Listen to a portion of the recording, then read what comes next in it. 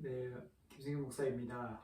오늘 함께 예배하는 가운데 주님 주시는 기쁨과 평강이 있기를 바랍니다. 네, 이 시간 찬송가 170장 같이 찬송하시겠습니다. 찬송가 170장입니다. 내 주님은 살아계셔 날 지켜주시니 그 큰 사랑 인하여서 나 자유 얻었네. 나의 구원 되신 주님, 내 소망 되신 주, 항상 나와 함께 하셔 곧 다시 오시리. 나를 거룩하게 하려 주 나를 부르니 주의 은혜 내게 넘쳐 주 뜻을 이루리. 굳센 믿음 나 가지고 주 말씀 따르면 주님 다시 강림할 때 날 영접하시리.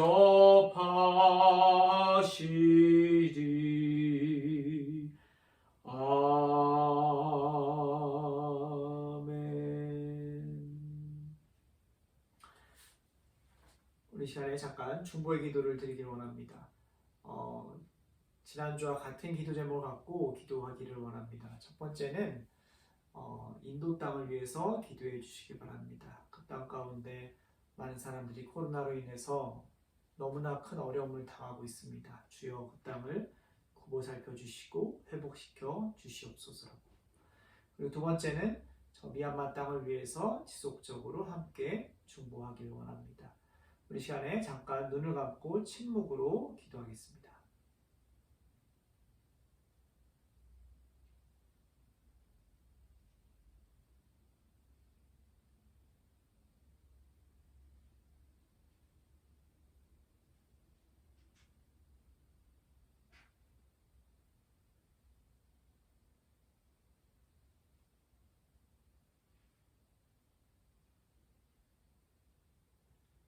전능하사 천지를 만드신 하나님 아버지를 내가 믿사오며 그 외아들 우리 주 예수 그리스도를 믿사오니 이는 성령으로 잉태하사 동정녀 마리아에게 나시고 본디오 빌라도에게 고난을 받으사 십자가에 못 박혀 죽으시고 장사한 지 사흘 만에 죽은 자 가운데서 다시 살아나시며 하늘에 오르사 전능하신 하나님 우편에 앉아 계시다가 저희로서 산자와 죽은 자를 심판하러 오시리라.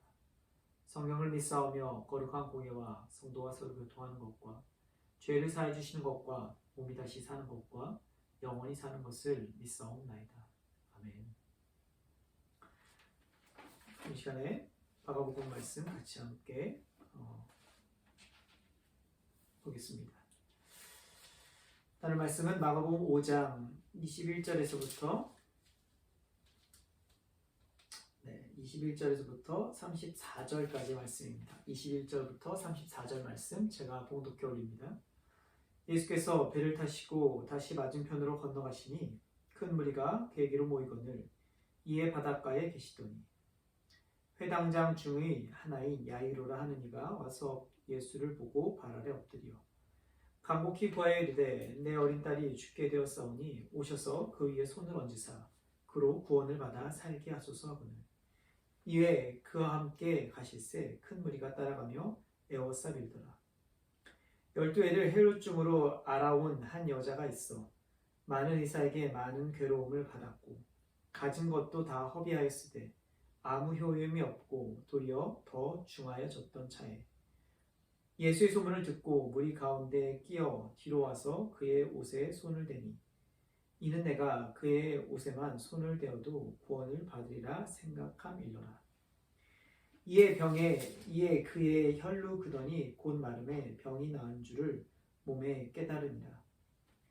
예수께서 그 능력이 자기에게서 나간 줄을 곧 스스로 아시고 무리 가운데에서 돌이켜 말씀하시되 누가 내 옷에 손을 대었느냐 하시니 제자들이 여짜오되 무리가 에워싸 밀은 것을 보시고 누가 내게 손을 대었느냐 물으시나이까 하되 예수께서 이 일을 행한 여자를 보려고 둘러보시니 여자가 자기에게 이루어진 일을 알고 두려워하여 떨며 와서 그 앞에 엎드려 모든 사실을 여쭈니 예수께서 이르시되 딸아 내 믿음이 너를 구원하였으니 평안히 가라 내 병에서 놓여 건강할지어다. 아멘.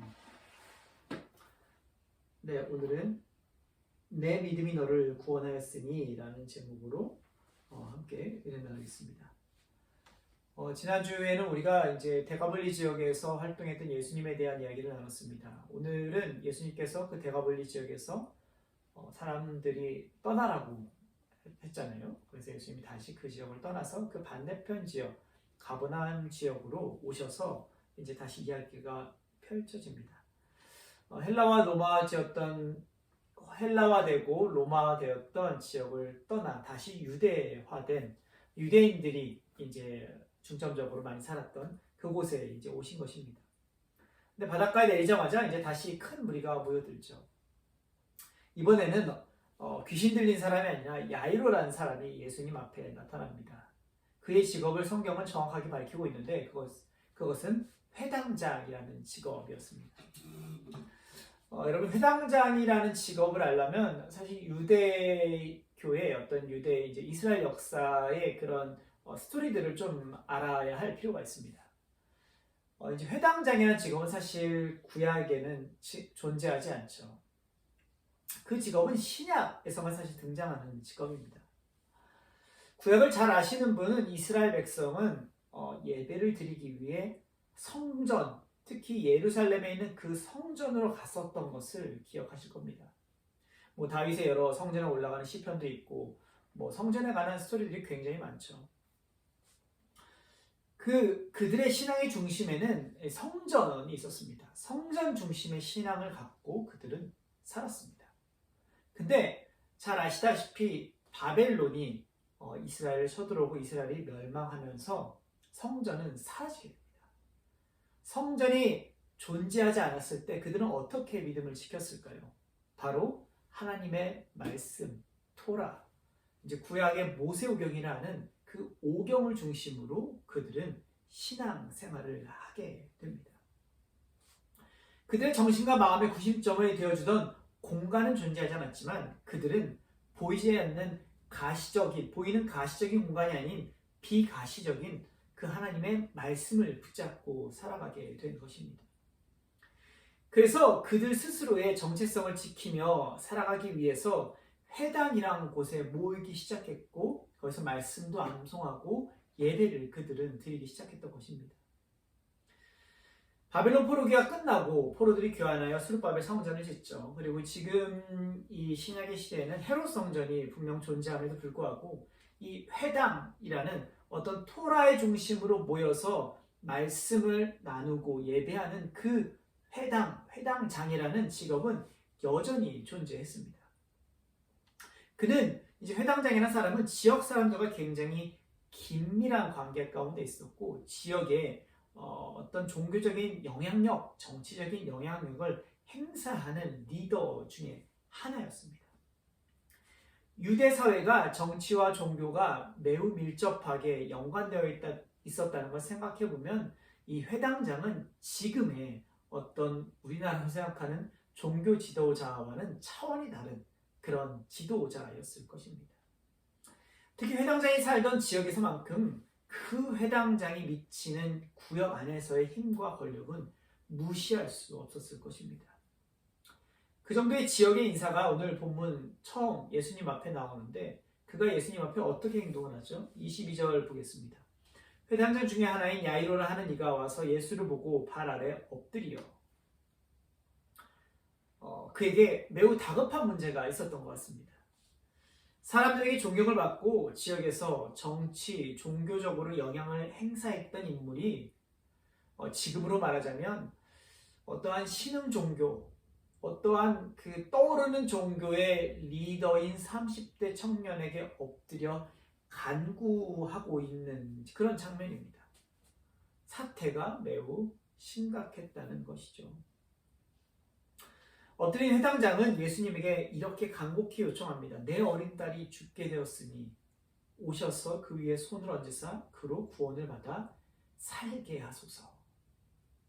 어린 딸의 이 생명의 위태로움, 풍전등화와 같은 그 어린 딸의 생명 앞에 그는 자신의 위신, 자신의 힘, 자신의 권력 그런 건 다 뒤로 제껴두고 청년, 새파란 청년 예수 앞에 엎드립니다. 하지만 이 회당장의 이름이 야이로지 않습니까? 근데 이 뜻이 뭐냐면 내가 살리리라 라는 뜻입니다. 내가 살리리라. 이 뜻을 생각하면 그 사람이 예수님 앞에 나온 이 상황은 참 우리에게 많은 것을 생각해 보게 해줍니다. 내가 살리리라. 이 야이로는 종교 및 정치 지도자로 살아오면서 수많은 사람들을 살렸을 것입니다. 그런데 정작 그는 자신의 딸을 살릴 수 없었습니다. 자신의 위치와 영향력으로 모든 것을 다 해나갈 수 있을 것만 같은 인생이었는데 내가 모든 것을 살릴 수 있는 야이로 같은 인생을 살았는데 생명의 문제를 본인이 해결할 수 없게 된 것입니다. 여기서 우리는 인간이 마주하게 되는 실존적 한계성을 목도하게 됩니다. 내가 모든 것을 다 할 수 있을 줄 알았는데 그렇지 않다는 것이죠. 내가 할 수 없음을 깨닫게 된 야이로의 선택은 다른 것에 있지 않았습니다. 그가 할 수 있는 선택은 오직 하나, 예수께 엎드리는 것이었습니다. 예수 앞에 엎드리는 순간 야이로의 인생은 내가 살리리라 해서 예수가 살리리라로 전환되는 그 순간이 시작되었을 것입니다. 야이로처럼 내가 할 수 없음을 경험하는 순간, 그 시간이 좌절의 순간이라고 우리 역시도 여겨질 수 있습니다. 하지만 그때야말로 하나님이 우리 인생에 개입해 주실 수 있는 때입니다. 우리 인생에 말을 걸어오시는 때입니다. 나에게 있어 마지막 같은 그 순간이 하나님의 역사가 시작되는 순간이기 때문입니다. 그러나 성경의 이야기는 막바로 야이로의 딸의 이야기로 전개되지 않습니다. 급박한 야이로를 기로하고 갑자기 성경의 이야기는 혈류병에 걸린 여인에 대한 이야기로 넘어가게 됩니다. 마가복음이 이제 사실 갈릴리에서 갈릴리 지역에서 예루살렘으로 내려오는 어떤 이동하는 그런 스토리를 쭉 갖고 있는 맥락을 갖고 있는 그런 성경이라고 볼 때 오늘 지금 이것도 야이로의 딸을 만나러 이동하는 중에 사건 역시도 기록하고 있습니다. 그 어떤 전체적인 큰 맥락을 따라가서 이렇게 기록한 건지는 잘 모르겠습니다만 어쨌든 그렇습니다. 회당장 야이로의 딸이 막 죽어가고 있는데 예수님은 갑자기 발을 멈추시죠. 그리고 그 한 여인에게 집중을 하십니다. 그 여자는 어떤 여자이냐? 25절에 혈류증을 12해나 알아왔다고 얘기합니다.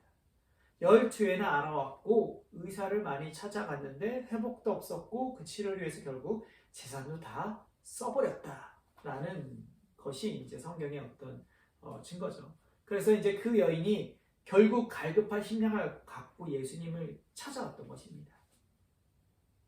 여인이 어떤 사람인지 성경은 자세하게 보여주고 있지는 않지만 몇 가지 단서들을 우리에게 주고 있습니다. 먼저 혈류증이라는 단서입니다. 이 혈류증은 자궁에 문제가 생겨 피가 흐르고 하혈로 고생하는 병입니다. 이런 하열 증상은 이스라엘 율법의 관점을 봤을 때 정결하지 못한 것입니다. 레위기 15장 19절을 보면 여성이 월경을 하게 될 때 7일간 격리되는 일을 당하게 됩니다. 왜냐하면 그 유출할 때는 피를 흘릴 때는 이제 불결하다, 부정하다라고 여겼기 때문입니다. 근데 이 여인은 정기적인 유출도 아닌 비정기적인 유출로 계속해서 자궁에서 피가 흐르는 말 그대로 정말 부정한 그런 여인이었던 것입니다. 당시 종교적 통념으로는 하나님의 진노가 임한 자가 바로 이 여인이었던 것입니다. 종교적인 절기 행사에도 참여할 수 없었고 성전 이런 건 간다는 것조차가 상상할 수 없었던 여인입니다. 심지어 이제 레위기 15장을 더 읽어보면 이 피가 유출된 사람은 그가 만지는 것마다 모든 것이 부정하여진다고 그렇게 이야기를 합니다. 굉장한 스트레스겠죠. 근데 이 여인이 그것을 무려 12년이나 알았다고 합니다. 12년이나 알았고 12년 동안 또한 치료를 받았다고 합니다. 여러분들 상식적으로 한번 생각을 해보십시오. 지금이야 사실 과학이 발전해서 이거를 조금 더 쉽게 고칠 수 있겠지만 당시에 불치병으로 여겨졌던 이 병을 12년 동안 치료를 받았다. 이 여인의 재력에 대해서 우리가 한번 생각해 볼 수 있을 것 같습니다. 보통 가정이 2, 3년 병 치료하면 어떻게 되죠? 불치병에 걸린 사람이 있어서 파산합니다. 버티는 게 정말 쉽지가 않아요. 근데 이 여인은 무려 12년 동안이나 의사를 찾아가고 12년쯤 됐을 때 강산이 한번 변하고 조금 더 지나니까 그제서야 재산이 탕진됐다라고 얘기를 보면 여인은 어느 정도의 재력도 있었던 것 같습니다. 그리고 여자가 보통 월경을 한 나이가 이제 13세, 14세라고 하잖아요. 그런 걸 생각했을 때 이 여인이 12년 동안 치료를 받았으니까 여인의 나이는 한 28, 27, 20대 후반 정도로 유추할 수 있을 것입니다. 예수님과 큰 차이가 나지 않는 이제 그런 나이를 가진 여인이었던 것입니다. 예수님과 비슷한 연배의 여인, 하혈을 하고 있는 여인이 남성 앞에 선다는 건 어떤 의미였을까요? 그것이 과연 쉬운 일이었을까요? 그리고 만지는 모든 것을 부정하게 만드는 그런 사람이 누군가의 옷자락을 붙잡는 것, 그것도 외간 남성의 옷자락을 붙잡는 것, 그게 쉬운 일이었을까요? 지금이야 여자가 먼저 남성에게 다가가기도 할 수 있는 세상이지만 2000년 전 유대교 사회에서 여성이 외간 남성을 만나러 간다는 것은 사실 말도 안 되는 일이죠. 그리고 당시의 관점에서 피가 유출된 사람이 질병을 옮긴다라는 어떤 그런 사회적 통념들이 있었는데 이 피 흘리는 여성이 남성의 옷자락을 잡았다? 정말 말도 안 되는 일이 사실 일어나고 있는 것입니다. 근데 그 말도 안 되는 일이 일어날 수 있었던 건 오직 하나였습니다. 28절의 말씀입니다. 이는 내가 그의 옷에만 손을 대어도 구원을 받으리라 생각함 일러라. 사람들이 많은 혼란한 틈을 타서 그녀는 예수님의 옷에 손을 댑니다. 거기에는 다른 어떤 목적도 있지 않습니다. 오직 한 가지, 병에서 구원을 받고자 하는 그 목적입니다. 그리고 그녀의 믿음대로 그녀는 모든 피 흐르는 근원이 마르게 되는 치유함을 받습니다. 예수님은 그 능력이 빠져나가는 것을 알고 대상이 누구인가 막 찾아보기 시작합니다. 그리고 그녀가 예수 앞에 엎드려 모든 사실을 알리니 예수님은 이제 이렇게 말씀하시죠. 딸아, 내 믿음이 너를 구원하였으니 평안히 가라. 내 병에서 놓여 건강할지어다.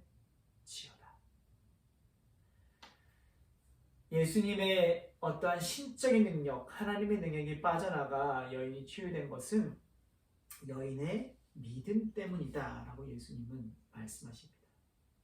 본문에서 나온 말씀은 단순히 믿음이지만 예수님이 말한 믿음은 그 정도의 믿음으로 생각하시진 않았을 것입니다. 그녀가 어떤 믿음을 가지게 됐을까요? 그 믿음의 시작은 어디서부터 생겨나게 되었을까요? 신적인 능력을 가진 청년 예수에 대한 호기심을 가지게 된 순간, 부정한 자신을 감추고 사람들 앞에 서는 것이 율법을 거역하는 것이 아닌가 하는 두려움, 예수 앞에 서게 될 때에 어떻게 반응해야 할 것인가, 사람들의 그 눈초리는 어떻게 견뎌낼 수 있을까에 대한 초조한 심정, 그 모든 복합적인 과정을 고려한 것이 믿음이었을 것입니다. 수많은 고민과 떨리는 마음으로 밤을 설쳤을 그런 날이 있었음에도 불구하고 예수님을 향한 모험적인 신뢰, 모든 장애를 극복하는 신뢰를 예수님은 믿음이라고 얘기해 주신 것입니다. 그리고 그녀는 그 믿음을 통해 구원을 경험하게 됩니다. 믿음은 어떤 한순간의 일시적인 감정의 차원이나 행위의 차원이 아닙니다. 믿음은 과정입니다. 삶 속에서 계속적인 믿음의 선택을 해나가야 하는 과정이며, 그 과정을 통해 우리는 구원이란 열매를 얻게 되는 것입니다. 전승에 따르면 혈류병으로 고생했던 그녀는 예수께서 골고다 언덕을 오르실 때 예수의 땀과 피를 닦아주었던 베로니카였다고 전해집니다. 그런 그녀는 지금 카톨릭 성인으로 시성되어 성경을 통해 우리에게 지속적으로 기억되는 여인으로 남아 있습니다. 저는 우리가 일시적이고 충동적이며 감정적인 믿음이 아닌 여인과 같은 그 믿음을 가질 수 있기를 바랍니다. 예수님을 향한 모험적인 신뢰와 모든 장애를 극복할 수 있는 신뢰를 끝없이 지속할 수 있는 믿음, 그 믿음을 우리가 갖게 되기를 소망합니다. 그때 그 믿음은 우리를 버리지 않을 것이며 종국에는 우리에게 구원의 열매를 얻게 하게 될 줄로 믿습니다. 모든 지각에 뛰어난 하나님의 평강이 우리 주 예수 그리스도 안에서 너희의 마음과 생각을 지키시리라. 아멘. 네, 우리 오직 믿음으로라는 찬양 같이 하겠습니다.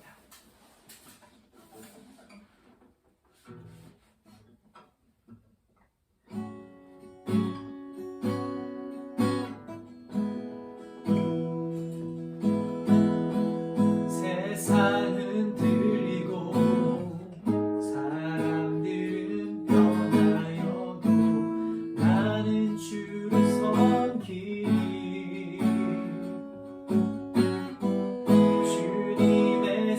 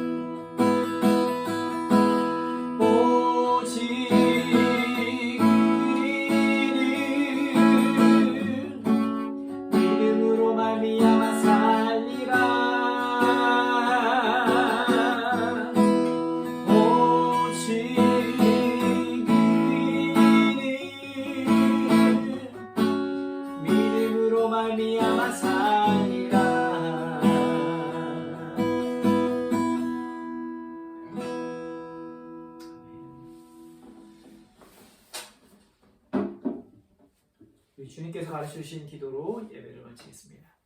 하늘에 계신 우리 아버지여, 이름이 거룩히 여김을 받으시오며 나라의 임하옵시오며 뜻이 하늘에서 이루어진 것 같이 땅에서도 이루어지이다.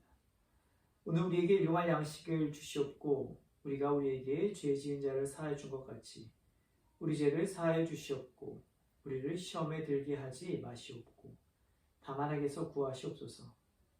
나라와 권세와 영광이 아버지께 영원히 있사옵나이다. 아멘. 광고를 드립니다.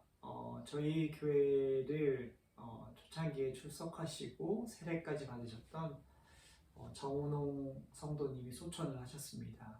4월 30일에 소천하셔서 어제 벽제 승하원에서 하늘 가는 길을 배웅해 드렸습니다. 감사하게도 그 형을 찾아서 또 이제 그렇게 함께 보내드리는 시간을 갖게 되었는데요. 그 영혼과 그리고 또 그 유가족들을 위해서 기도해 주시면 좋겠습니다. 네, 그리고 다음 주에는 그 성령방림 주일과 예수의 심 주일을 맞아서 이 자리에 모여서 함께 대면으로 예배하고자 합니다. 최대한 안전하게 예배를 드릴 수 있도록 하고자 하오니 오셔서 다 같이 오랜만에 얼굴 보고 예배하는 시간 가지면 좋겠습니다. 한 주간도 건강하시고 다음 주에 또 인사드리도록 하겠습니다. 감사합니다.